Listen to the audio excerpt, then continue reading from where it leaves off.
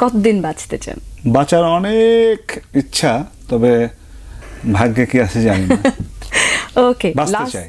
বাংলা সিনেমার এমনও কিছু নায়ক নায়িকা রয়েছেন যারা খ্যাতির শীর্ষে থাকা অবস্থায় খুনের শিকার হয়েছেন। অনেক সময় পেরিয়ে গেলেও এসব নায়ক নায়িকাদের অভিনয় দেখে এখনও অশ্রুসিক্ত নয়নে কাঁদতে দেখা যায় অসংখ্য দর্শককে। এসব অভিনেতারা তাদের অভিনয়ের মাধ্যমে দর্শকদের মন জয় করতে পারলেও তাদের জীবনের মহাশত্রুদের মন জয় করতে পারেননি, যে কারণে কেউ বা খুন হয়েছেন কাছের মানুষদের হাতে, আবার কেউ বা হত্যার শিকার হয়েছেন ভাড়াটে খুনিদের হাতে। তো বন্ধুরা, আজকের এই ভিডিওটিতে আপনাদের জানাবো খুনের শিকার হওয়া ঢাকাই চলচ্চিত্রের 6 জনপ্রিয় অভিনেতা সম্পর্কে। তাছাড়া আরও জানাবো কে কিভাবে খুন হয়েছেন সে সম্পর্কেও। তো চলুন আর কথা না বাড়িয়ে ভিডিওটিতে একটি লাইক দিয়ে শুরু থেকে শেষ পর্যন্ত দেখুন। সোহেল চৌধুরী। বাংলাদেশের জনপ্রিয় চিত্রনায়ক সোহেল চৌধুরী ছিলেন 90-এর দশকের বাংলা চলচ্চিত্রের এক উজ্জ্বল নক্ষত্র। তবে মাত্র 35 বছর বয়সে 1998 সালের 17 ডিসেম্বর রাত আনুমানিক 2টার দিকে ঢাকার গুলশানের ট্রাম্পস ক্লাবের সামনে তিনি নির্মমভাবে হত্যাকাণ্ডের শিকার হন। সেদিন কয়েকজন বন্ধুর সঙ্গে হেঁটে ট্রাম্পস ক্লাবের সামনে পৌঁছালে 2 সশস্ত্র যুবক তাকে পথ রোধ করে। আচমকা এক যুবক রিভলভার বের করে সোহেল চৌধুরীর বুক লক্ষ্য করে গুলি চালায়। সঙ্গে সঙ্গে তিনি রক্তাক্ত অবস্থায় মাটিতে লুটিয়ে পড়েন। আশঙ্কাজনক অবস্থায় হাসপাতালে নিয়ে যাওয়া হলে কর্তব্যরত চিকিৎসক তাকে মৃত ঘোষণা করেন।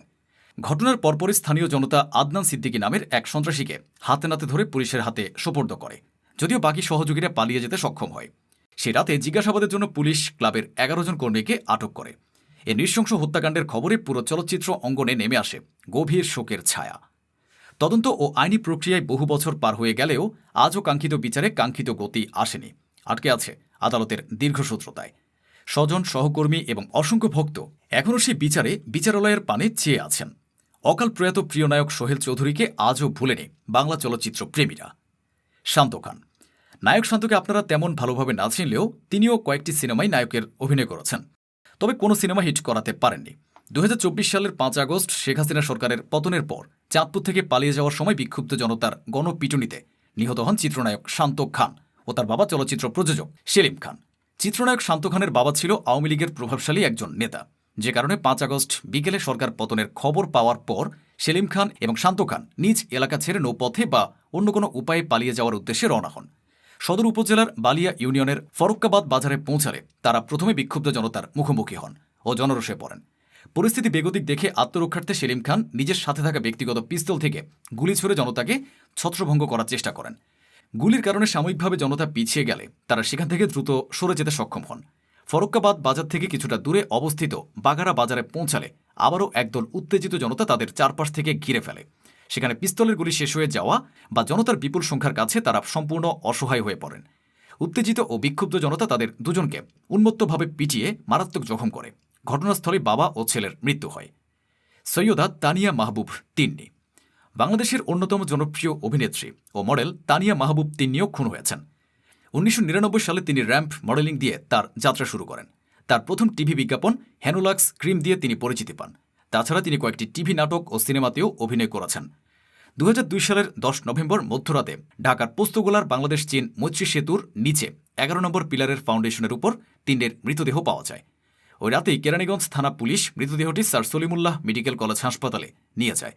সুরতহাল ও ময়নাতদন্তের পর 15 নভেম্বর জুরাইন কবরস্থানে তিন্নির মরদেহের দাফন সম্পন্ন হয়। এরপর কেরানীগঞ্জ থানা পুলিশ মডেল তিন্নির মৃত্যুর ঘটনায় আত্মহত্যাজনিত একটি অপমৃত্যুর মামলা রুজু করে। তার এই মৃত্যু আত্মহত্যা নাকি হত্যাকাণ্ড তা এখনও অগোচরে রয়ে গেছে। রাইমা ইসলাম শিমু। রাইমা ইসলাম শিমু ছিলেন একজন বাংলাদেশি অভিনেত্রী, চলচ্চিত্র প্রযোজক এবং পরিচালক। তিনি 1998 সাল থেকে 24টি চলচ্চিত্র এবং অসংখ্য টিভি নাটকে অভিনয় করেন। তিনি 2022 সালের 16 জানুয়ারি নিখোঁজ হন এবং পরবর্তীতে তাকে হত্যা করা হয়। জানা যায় তার স্বামীর হাতেই তিনি খুনের শিকার হন। শিমুর স্বামী সাখাওয়াত আলী নোবেল ব্যবসা বন্ধসহ নানা কারণে হতাশায় ভুগছিলেন। ধীরে ধীরে তার স্ত্রীর কাছে অবিশ্বস্ত সন্দেহ হতে থাকেন। এটি তাদের দাম্পত্য কলহের দিকে পরিচালিত করে, ফলে শেষ পর্যন্ত তার স্বামীর হাতে তাকে মৃত্যুবরণ করতে হয়। শিমুর মৃত্যুর আগে কয়েকবার পুলিশের কাছে তার স্বামীর দুর্ব্যবহারের অভিযোগ করেন। তার স্বামী এবং তার বন্ধু হত্যার পরিকল্পনা করে হত্যাকাণ্ড ঘটায় এবং পরে 19 জানুয়ারি পুলিশের কাছে স্বীকার করে। 2022 সালের 17 জানুয়ারি ঢাকা জেলার কেরানীগঞ্জ উপজেলায় পুলিশ তার টুকরো টুকরো লাশ উদ্ধার করে। একজন জনপ্রিয় অভিনেত্রীর এমন করুণ মৃত্যু সত্যি মেনে নেওয়ার মতো নয়। মান্না। চিত্রনায়ক মান্নার মৃত্যু নিয়ে জনমনে এখনও নানা বিভ্রান্তি রয়েছে। অনেকে বলেন তাকে হত্যা করা হয়েছে, আবার অনেকে বলেন তিনি হার্ট অ্যাটাকে মৃত্যুবরণ করেছেন। 90 দশকের ঢাকায় চলচ্চিত্রের অবিস্মরণীয় নায়ক এ মান্না। তার আসল নাম এস.এম. আসলাম তালুকদার।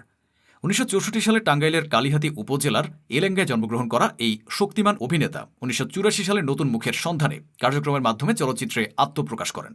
এরপর নিজের মেধা ও স্বতন্ত্র অভিনয় শৈলী দিয়ে অতি অল্প সময়ে তিনি কোটি দর্শকের হৃদয়ে শক্ত আসন গড়ে তোলেন। প্রায় 2 শতাধিক চলচ্চিত্রে অভিনয় করা মান্না রূপালী পর্দায় ফুটিয়ে তুলেছিলেন খেটে খাওয়া মানুষ ও অন্যায়ের বিরুদ্ধে প্রতিবাদী কণ্ঠস্বরকে। দাঙ্গা, লুটতরাজ, তেজি, আব্বাজান এবং বিশেষ করে কালজয়ী আম্মাজান চলচ্চিত্রে তার তেজোদ্দীপ্ত অথচ মানবিক অভিনয় আজও ভক্তদের মনে গভীরভাবে গেঁথে আছে। তার অভিনীত আম্মাজান ছবিটি বাংলাদেশের বাণিজ্যিক চলচ্চিত্রের ইতিহাসে সর্বকালের অন্যতম সফল ও জনপ্রিয় সিনেমার মর্যাদা পায়। 90 দশকের মাঝামাঝিতে ঢালিউডে যখন অশ্লীলতার কালো ছায়া নেমে এসেছিল, তখন যে কজন স্পষ্টভাষী ব্যক্তিত্ব এর বিরুদ্ধে রুখে দাঁড়িয়েছিলেন, নায়ক মান্না ছিলেন তার অগ্রভাগে। চলচ্চিত্র শিল্পকে সুস্থ ধারায় ফেরাতে নির্মাতাদের বিরুদ্ধে এক প্রকার যুদ্ধ ঘোষণা করে শেষ পর্যন্ত বিজয়ের মুখ দেখেছিলেন তিনি। মৃত্যুর পূর্ব মুহূর্ত পর্যন্ত তিনি বাংলাদেশ চলচ্চিত্র শিল্পী সমিতির সাধারণ সম্পাদকের দায়িত্ব নিষ্ঠার সাথে পালন করেছেন। 2008 সালের 17 ফেব্রুয়ারি মাত্র 44 বছর বয়সে হঠাৎ হৃদরোগে আক্রান্ত হয়ে এই মহানায়ক চির বিদায় নেন। চলে যাওয়ার আগের রাতেও তিনি ব্যস্ত ছিলেন শুটিংয়ে। মধ্যরাতে হঠাৎ বুকে তীব্র ব্যথা অনুভব করলে সহকারী মিন্টুকে সঙ্গে নিয়ে নিজে গাড়ি চালিয়ে উত্তরার বাসভবন থেকে গুলশানের ইউনাইটেড হাসপাতালে গিয়েছিলেন। কিন্তু 17 ফেব্রুয়ারি দুপুরে চিকিৎসকেরা তাকে মৃত ঘোষণা করলে পুরো দেশ শোকস্তব্ধ হয়ে যায়। আজ তিনি চিরনিদ্রায় শায়িত আছেন টাঙ্গাইলের কালীহাতিতে নিজ পারিবারিক কবরস্থানে। প্রতি বছর ভক্তরা ছুটে যান প্রিয় নায়কের কবর জিয়ারতে। চোখের জলে স্মরণ করেন বাংলা চলচ্চিত্রের এক যুগের প্রেরণাদায়ী নাম নায়ক মান্নাকে। সালমান শাহ। বাংলা চলচ্চিত্রের ইতিহাসে সবচেয়ে আলোচিত ও সুদর্শন নায়ক হলেন সালমান শাহ, যার আসল নাম শাহরিয়ার চৌধুরী ইমন। তিনিও হত্যার শিকার হয়েছেন। 90 দশকের রূপালী পর্দায় ধূমকেতুর মতো আবির্ভূত হয়ে তিনি তৎকালীন পুরো এক প্রজন্মের কাছে ফ্যাশন আইকন, রোমান্স ও স্বপ্নের প্রতীকে পরিণত হয়েছিলেন। 1971 সালে সিলেটের জকিগঞ্জে জন্মগ্রহণ করা সালমান শাহ 1992 সালে সামিরাকে বিয়ে করেন। 1993 সালে কিয়ামত থেকে কিয়ামত চলচ্চিত্রের মাধ্যমে ঢালিউডে আত্মপ্রকাশ করে তিনি রাতারাতি জনপ্রিয়তার শীর্ষবিন্দুতে পৌঁছে যান। মাত্র 4 বছরের সংক্ষিপ্ত ক্যারিয়ারে তিনি অভিনয় করেছিলেন 27টি চলচ্চিত্রে, যার প্রায় প্রতিটি ব্যবসায়িকভাবে বিপুল সাফল্য লাভ করে। 1996 সালের 6 সেপ্টেম্বর তার রহস্যজনক মৃত্যুর খবর পুরো দেশকে স্তম্ভিত করে দেয়। বাসায় সিলিং ফ্যানে ঝুলে থাকা অবস্থায় তার মৃতদেহ উদ্ধার করা হলেও দীর্ঘ সময় ধরে এই মৃত্যুর সঠিক আইনি সুরাহা হয়নি। সম্প্রতি সালমান শাহ মৃত্যুর আসল ঘটনা সকলের সামনে উঠে এসেছে। তিনি আত্মহত্যা করেননি, তাকে খুন করা হয়েছে।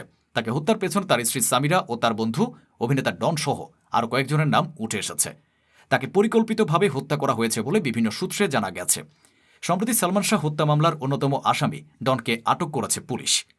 তো বন্ধুরা, আপনারা কে কে আপনার আমার পছন্দের নায়ক সালমান শাহ হত্যার বিচার চান কমেন্টে লিখে জানান। তো বন্ধুরা, খুন হওয়া এসব অভিনেতা অভিনেত্রীদের মধ্যে কাকে আপনার সবচেয়ে বেশি ভালো লাগতো কমেন্টে লিখে জানান তার নাম। ভিডিওটি ভালো লাগলে শেয়ার করুন এবং চ্যানেলটিতে নতুন হয়ে থাকলে সাবস্ক্রাইব করে বেল আইকনটি বাজিয়ে রাখুন। ধন্যবাদ।